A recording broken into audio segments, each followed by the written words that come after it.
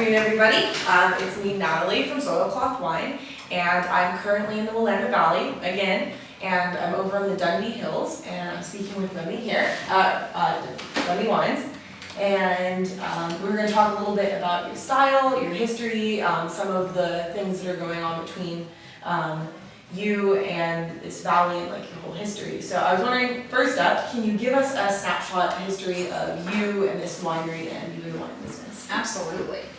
Easy. Let's see. My name is Remy Drabkin and I am a McMinnville native. I was raised in McMinnville at a time when the Oregon wine industry was really quite nascent, and I had the opportunity to grow up around Oregon's pioneer, now referred to as Oregon's pioneer winemakers.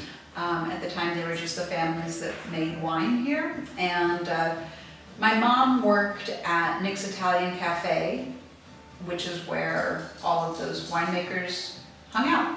Nick put everybody's wine on his wine list, and so that's who I grew up amongst.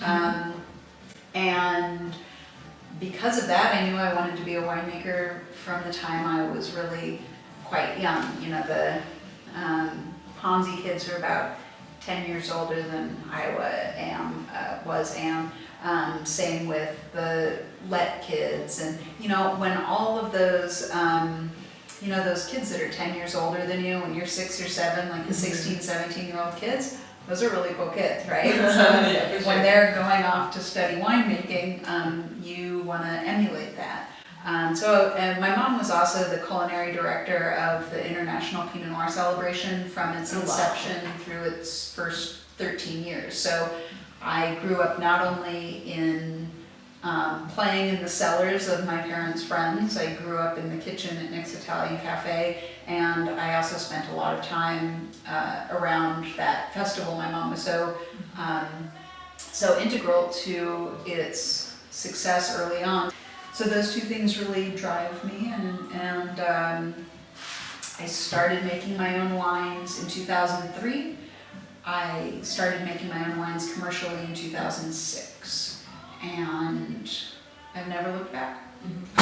So you have been tenaciously pursuing this career in the wine industry since you were around 14, but also you had all these experiences beforehand. And you talked a little bit just now about how there was a time you took a little bit of a hiatus, and I was wondering if there's other times in your career or challenges that you've experienced that have made you maybe doubt this career, and then what you've done or ways you've thought about it that have encouraged you to continue.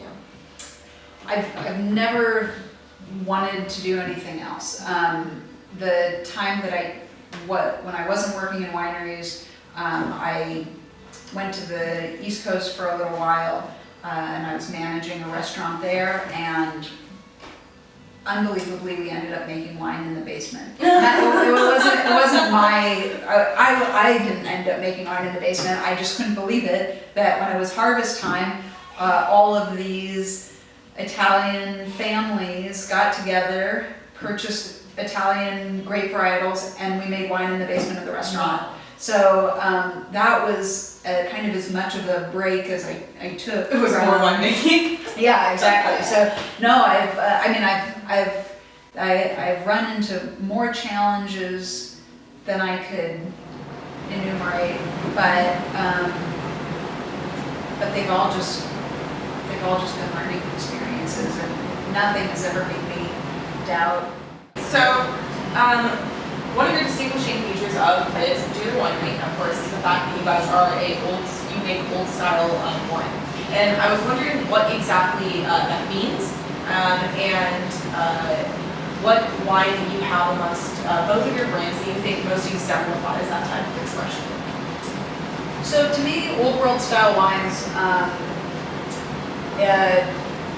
speaks to not only my winemaking process. So,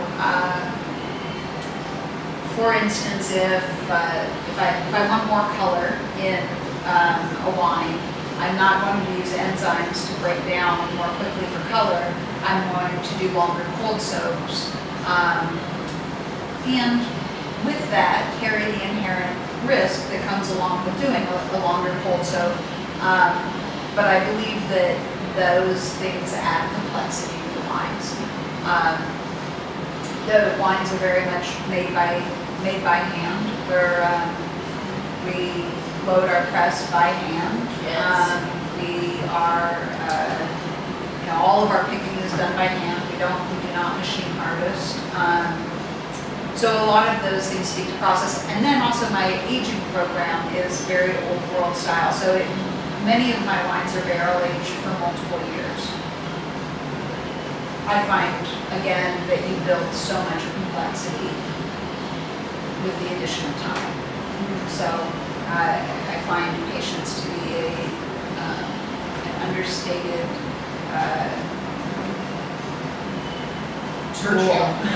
tool to use in winemaking. I think that I'm known, in terms of the Italian varietals that I produce, I make Dolcetto, Sangiovese, Barbera, Lagrein, sometimes some Nebbiolo, and I do a dessert wine, a 3-year barrel-aged dessert wine that I make from Barbera. Of those wines, all the Remy wines are 200 cases or less, so I don't make a lot of each of those. My other Brown Three Wives is where I make a little bit more volume. But I would say that I'm most known for my Lagrein, the first person to bottle Lagrein in Oregon. Are there any other people that are currently have lots of it?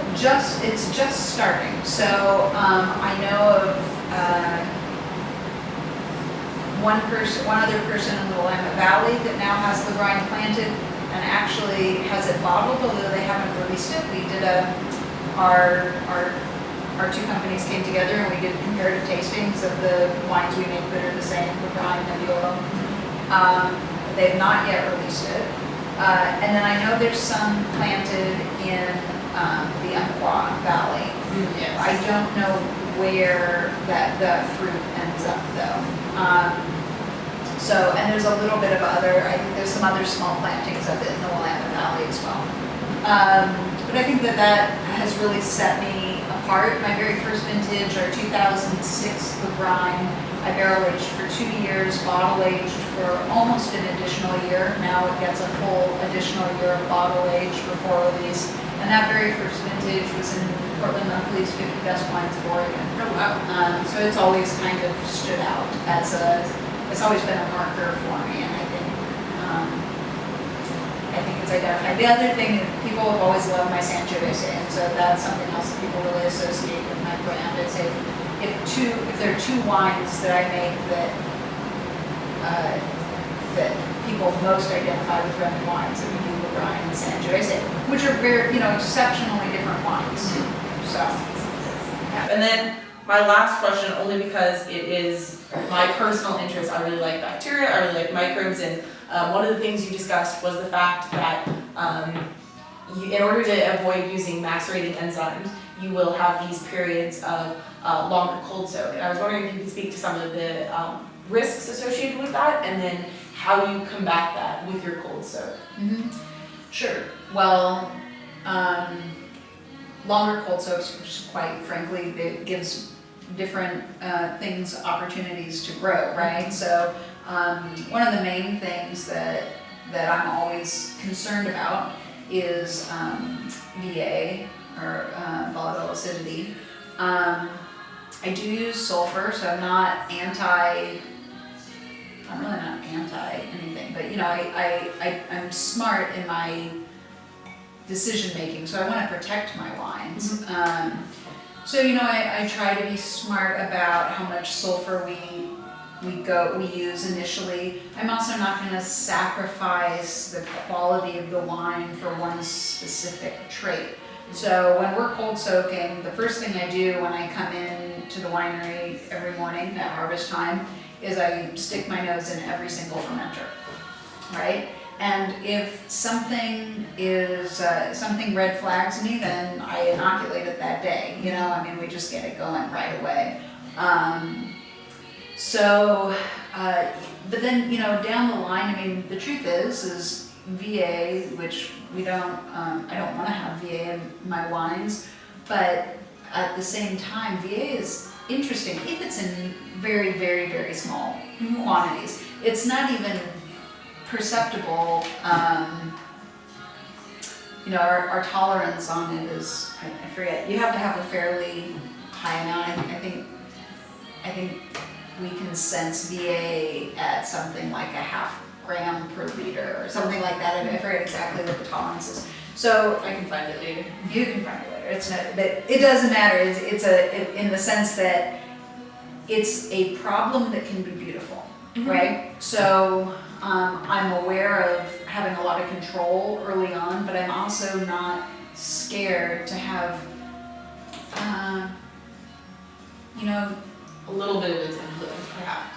in certain wines. yeah, maybe not specific. Like I never want to have a defect in the wines, but you know, I find beauty in shadows, right? So I don't want to produce wines that are so sterile and so clean that they lack interest.